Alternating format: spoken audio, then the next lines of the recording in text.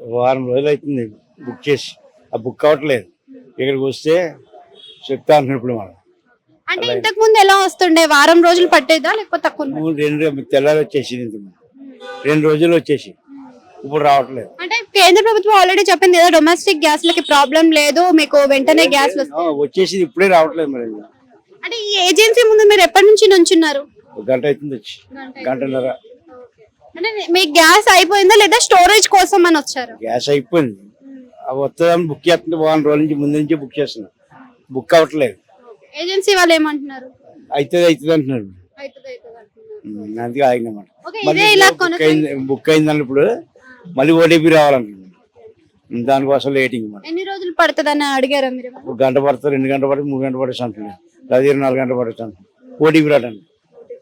OTP రావడానికి 4 గంటలు అంటున్నాడు ఇప్పుడు ఆయన. గ్యాస్ ఎప్పుడు వచ్చిందంటే అదే మరి అర్థం కాదు.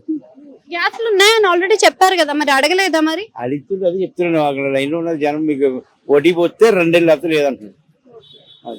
ఇదే కొనసాగితే పరిస్థితి ఎలా ఉంటుంది అంటారు? ఏం మనకు తెలియదు కదా ఇంకా.